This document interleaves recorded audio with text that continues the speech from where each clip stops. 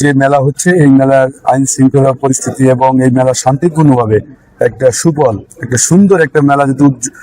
উদযাপন করতে পারে আমাদের মতুয়া সম্প্রদায়ের ভক্তবৃন্দ, সেই ব্যাপারে যা যা করা দরকার সর্বোচ্চ আমাদের এই গোপালগঞ্জ জেলা প্রশাসন এবং আইন শৃঙ্খলা রক্ষাকারী বাহিনী, পুলিশ সুপার, ওনারা সর্বাত্মক সহযোগিতা করবে এই মতুয়া সম্প্রদায়ের উড়াকান্দি, গোপালগঞ্জের ঐতিহ্যবাহী উড়াকান্দি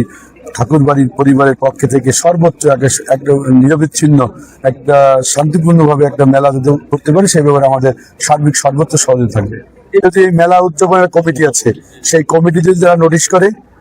কমিটি যদি চায় যে আমাদের সিসি ক্যামেরা ভালো হয়, আমাদের জেলা প্রশাসক আছে এবং আইন শৃঙ্খলা যে কমিটি মিটিং হবে, সেই মিটিং এ ওনারা যদি ডিমান্ড করে তা বিবেচনা করা হবে, আমরা প্রশাসনের পক্ষ থেকে সর্বোচ্চ সহযোগিতা করবো।